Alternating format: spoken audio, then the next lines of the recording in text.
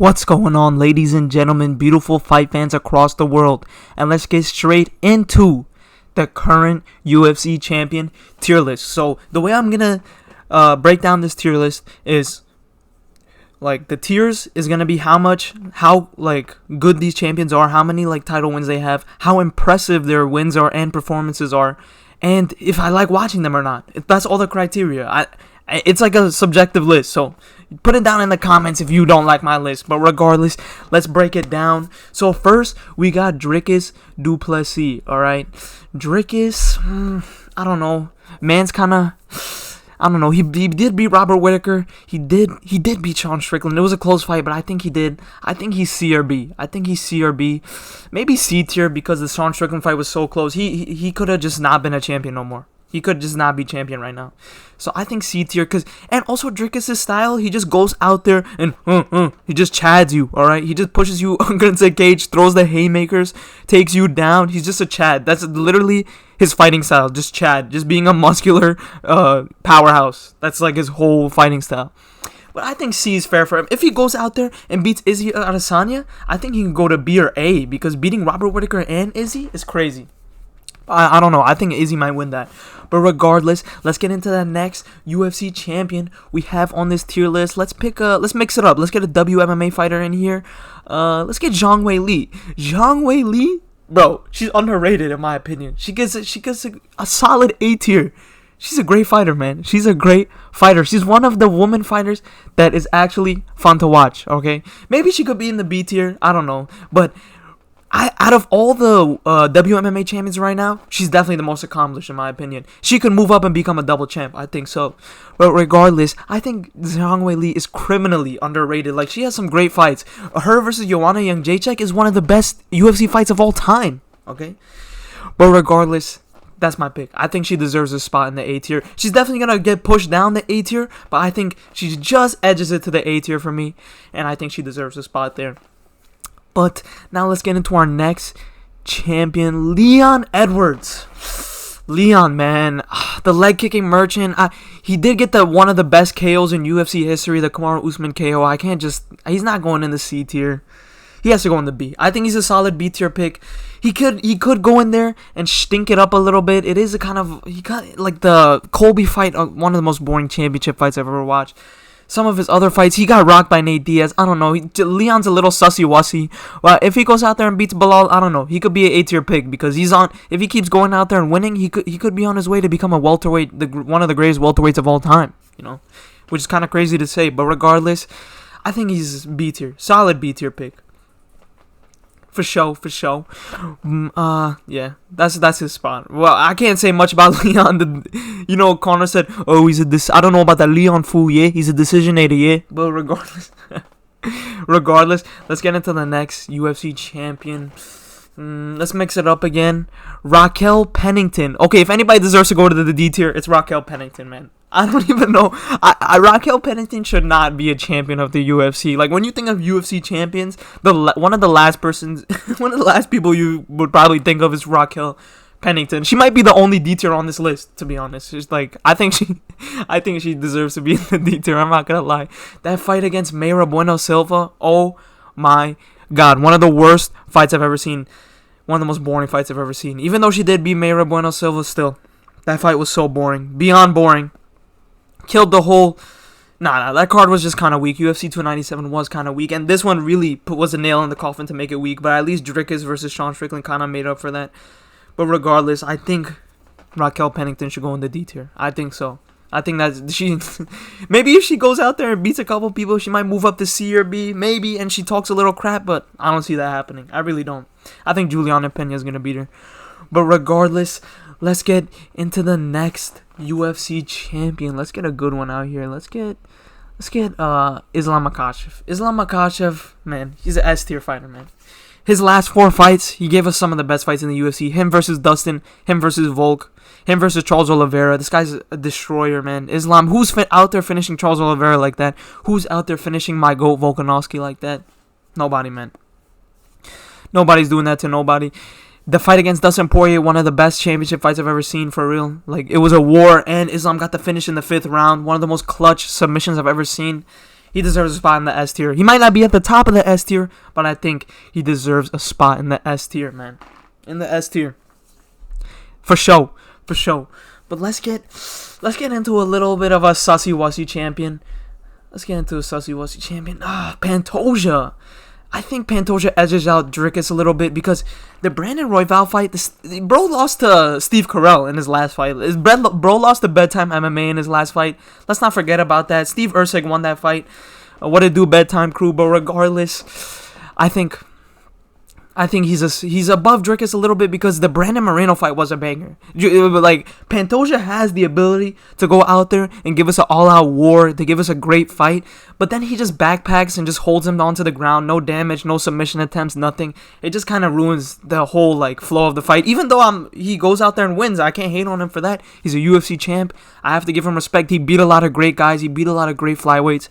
But still, I think he's one of the weaker champions we have right now, especially when it comes to fighting style and like how hyped their fights are. You're not getting hyped for a Pantoja fight. Like, let's be real. Dricus could literally be over him, honestly. Maybe, but the only reason I'm giving Pantoja a little bit benefit of the doubt is because he did defend his belt a couple of times. Now Dricus just got the title, so he didn't defend his belt at all. So I don't think he can be higher than Pantoja just for that. But regardless, let's get into the next champion. Let's get a good one in here. Sugar Sean O'Malley. So Sugar Sean O'Malley, he's an A-tier fighter for me. Everybody knows I'm a Sugar Sean Glazer. If you watch my videos, you know I'm a Sugar Sean Glazer because I love bro's fighting style. Bro, Sugar Sean never has a boring fight. Sugar Sean is one of the most aesthetically pleasing strikers to watch in the UFC. When you want to watch a great striking fight, Sugar Sean O'Malley is one of those fighters that comes to mind. Like, him versus Petr Yan, one of the best fights of all time. That's the fight that really made me a fan of Sugar Sean, because who made Petr Yan? Like, who put that much damage on Petr Yan? Nobody. Nobody has ever put that much damage on Petr Yan before. Even though a lot of people call that fight a robbery, you got to give Sean O'Malley his props. He went out there and gave us a great fight. He went out there and knocked out Aljamain Sterling. Wow. Impressive. He went out there for 25 minutes, destroyed Chito Vera in like a striking clinic. That was a great fight. It was a great fight. Even though it was really one-sided, still, it was a great fight. But regardless, I think we got to give Sugar Sean O'Malley his respect now. If he goes out there and beats Marat, oh my God, he's going into the S tier. I don't care. I don't want to hear it. He's going into the S tier, in my opinion. But regardless, that I think he deserves a spot in the A tier. For sure. For sure. Let's get into another one right now. Who should I pick? Let's just get it out of the way. Jon Jones, man. Jon Jones, I think he has to go in the S tier. I think he has to. He's the GOAT of the UFC. He has to go in the S tier, man. He has to. Like, even though like we don't like bro outside of the cage, we don't like how he's ducking Tom Aspinall, we don't like all his shenanigans, I think you still have to rate him like at the top, because like, how can you not? He's literally the GOAT of the sport.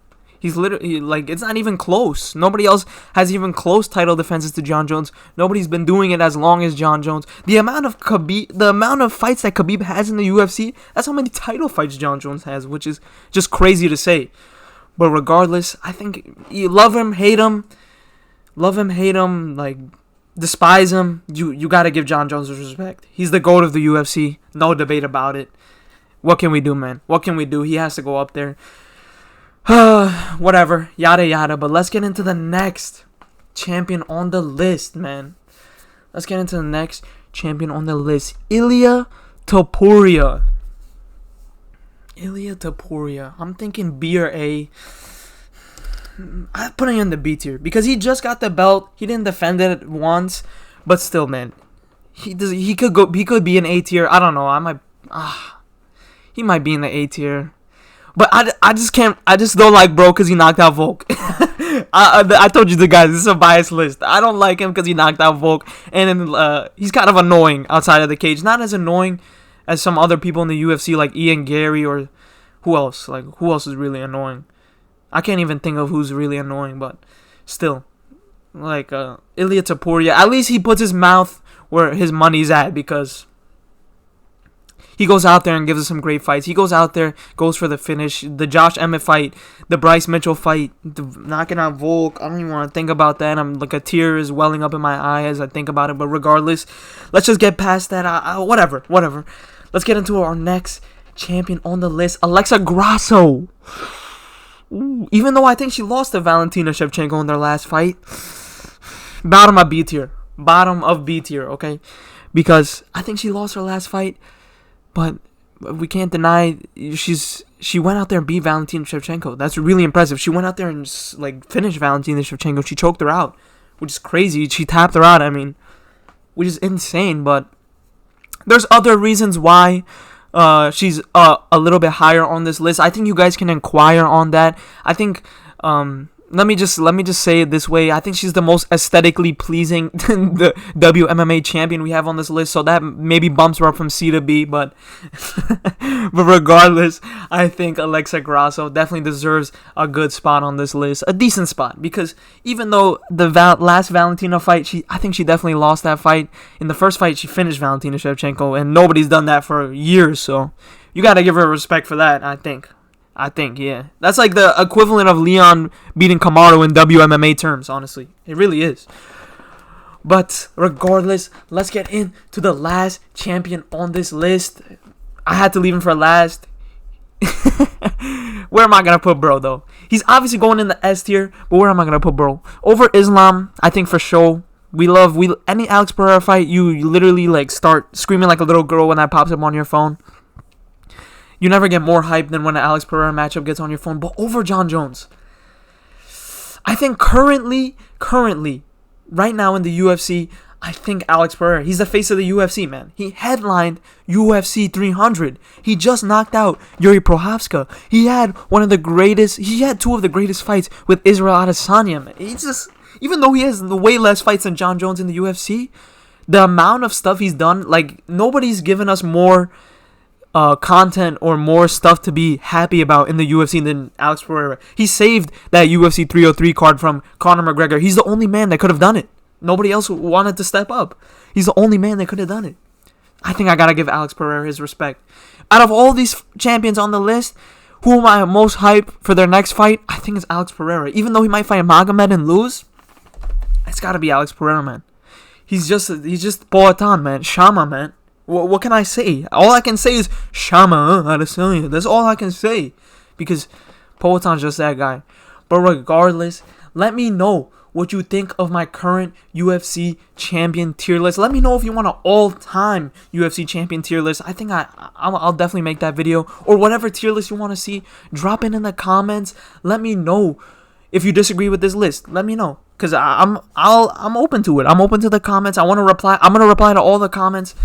So regardless, please leave a like on this video, subscribe. It really means a lot to me. I want to get to 100 subs by the end of this month, maybe 1K by the end of the summer for sure. We gotta get to 1K.